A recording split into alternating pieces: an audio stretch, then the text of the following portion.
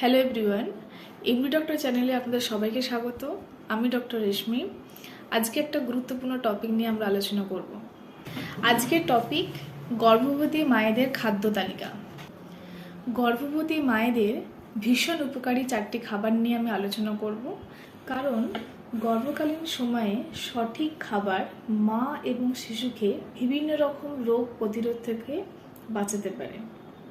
এই খাবারগুলো মেনে চললে গর্ভাবস্থায় আপনি থাকবেন সুস্থ এবং আপনার শিশু পাবে পরিপূর্ণ পুষ্টি।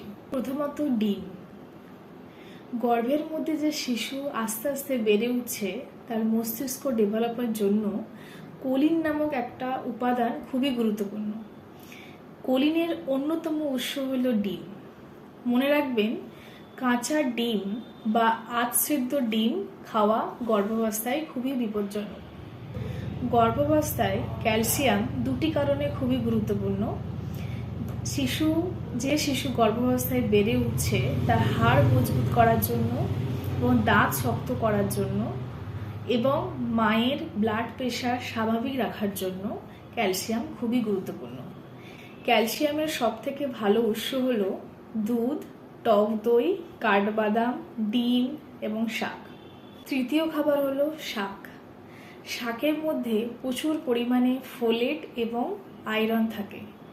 গর্ভের মধ্যে যে শিশু আস্তে আস্তে বেড়ে উঠছে তার মস্তিষ্ক এবং শিরদাঁড়া ডেভেলপের জন্য ফোলেট নামক উপাদানের ভূমিকা খুবই গুরুত্বপূর্ণ। ফোলেট ডেফিসিয়েন্সির জন্য শিশুদের মধ্যে বিভিন্ন রকম জন্মগত ত্রুটি থাকতে পারে।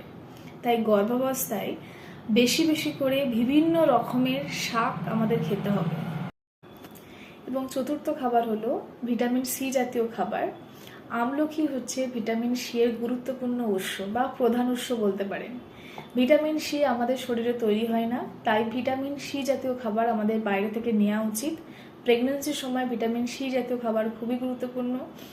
ভিটামিন সি জাতীয় খাবার কোথা থেকে পেতে পারি আমরা? যেমন টমেটো, ফুলকপি, বাঁধাকপি, কমলা লেবু, পাতি লেবু, স্ট্রবেরি, শাক, এগুলো থেকে আমরা পেতে পারি। যদি প্রেগন্যান্সি সম্পর্কে আরও কোনো তথ্য জানতে চান তাহলে আমাদের কমেন্ট বক্সে কমেন্ট করুন এবং আমাদের চ্যানেলটা সাবস্ক্রাইব করবেন এবং পাশে থাকবেন। Thank you.